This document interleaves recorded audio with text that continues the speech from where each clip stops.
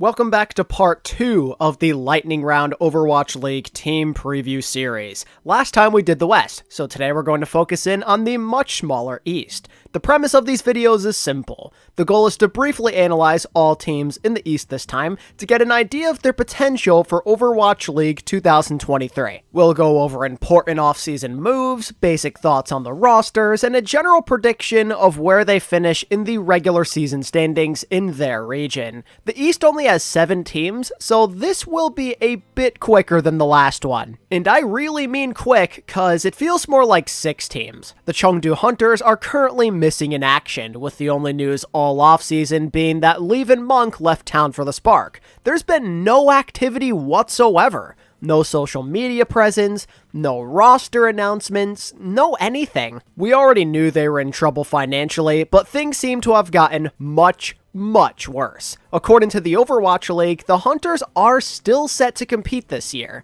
but with just a few weeks to go and no activity whatsoever, it really makes you wonder. For all intents and purposes, we'll leave the Hunters' current projection as an incomplete. If you have nothing, you get nothing. Alright, but how about some real teams? First is the Dallas Fuel. A newcomer is joining the APAC region. In one of the biggest announcements of this entire offseason, the 2022 champs decided to move out east. And all things considered, probably a good move to maintain a competitive edge. When you lose Chio, Fielder, and Fearless in the same offseason and make no meaningful upgrades, you might as well. The only problem is they have no bench and a much weaker backline, and that itself makes you a bit more nervous if you support Dallas. I think Bliss is a pretty good prospect at main support, but I don't know how he could live up to what Chio did last year. And don't even get me started on going from Fielder to MCD. I mean, enough said. Hanbin, Edison, and Sparkle are still a good core, but less resources and flexibility means they're just going to be worse off, and they won't be able to carry quite as often. But again,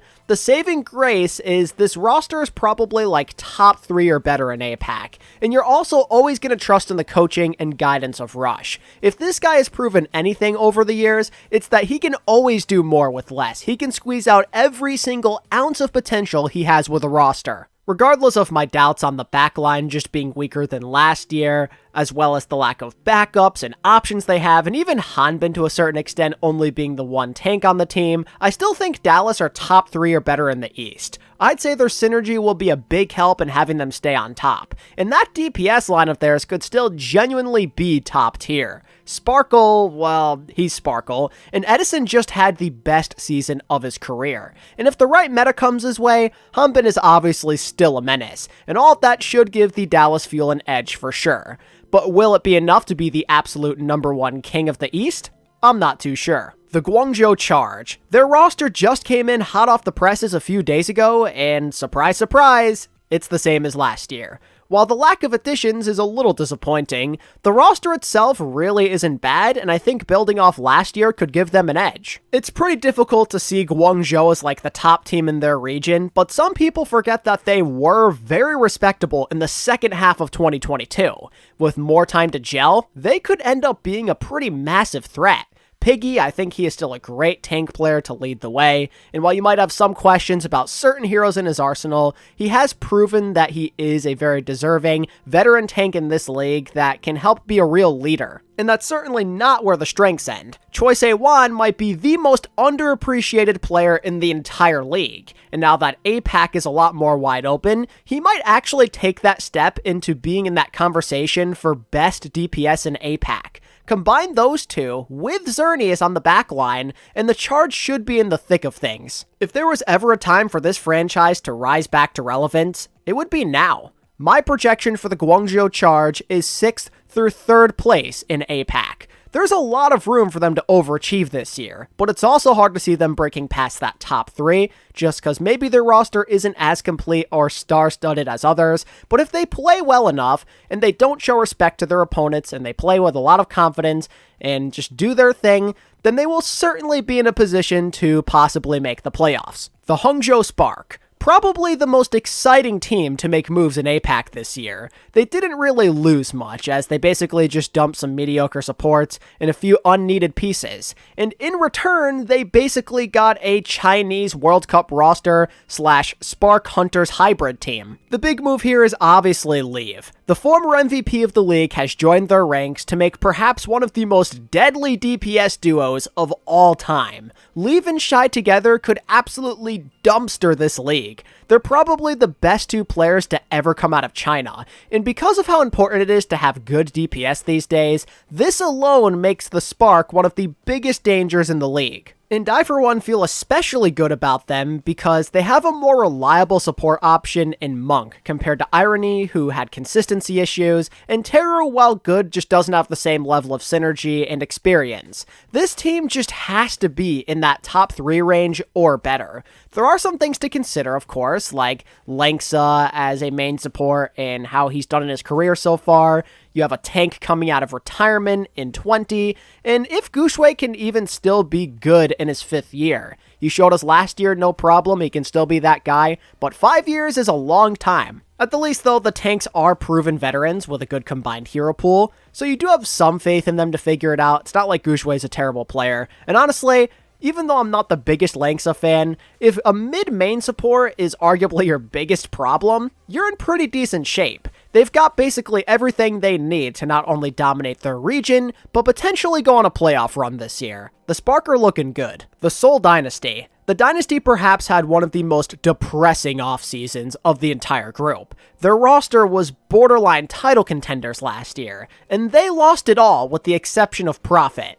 Dynasty are on the downward trend for sure, but things were not as bad as I thought they'd be, as the new squad they're rocking with could still be at or near the top of the East. One just has to love the addition of Void at tank. Void is one of the best tank players ever, so the fact that they got him for a year is amazing, and it makes the loss of Smurf not as bad as it could be. And Lee Soo-min, while unproven, was probably the best flex support prospect on the market. The Dynasty have a tendency to develop talent well, especially at support, with Toby showing that he can make them progress fast, based on what we saw with Vindame at least, so that gives you a good feeling that they just might have enough to get by and still be in the playoff hunt. Honestly, with talent and coaching accounted for, I'd say Dynasty finish as low as 5th and as high as 2nd. This roster can compete with most, if not all of the teams out east. If your weakest link is Krillin at main support, you're in an okay place. If a few things go their way, I'd say playoffs are very realistic. However, there is a lot to overcome this year. If Prophet's duo can't step up, they're in trouble. If Krillin struggles big time, they're in trouble. If Void cannot adjust to the solo tank life, you guessed it, they're in trouble. But it's because of the pedigree of some of these players and the coaching that you'd believe there's a chance they could adapt and survive. People like Void, Prophet, and Coach Toby are legends of the game who know what it takes to thrive and survive in the Overwatch League. But with little options means little room for error. This should be a really fun but challenging year if you're a Dynasty fan. But what of the other Seoul team? The newcomers, Seoul Infernal. They basically got rid of all of the unimportant stuff from last year and maintained a decent core, with the only real loss perhaps being Belos Ria, and obviously it is a bit depressing to see Carpe retire. What matters though is they kept Zest and MN3. These two showed flashes of brilliance on the DPS line last year, and you'd have to imagine that they could only get better in year 2. But the DPS cannot do this alone, which is where the offseason comes into play. The rest of their pieces have uncertainties around them, but massive potential. Skewed, I think, at flex support has shown promise, but he has mostly played in the shadows of Shu. And when he hasn't, it's usually just been in a Brigitte meta. This will be a huge year to see if he can be a dependable, full-time flex support or not. The East isn't exactly known for their support play at least, so maybe he does end up being one of the better guys at his position.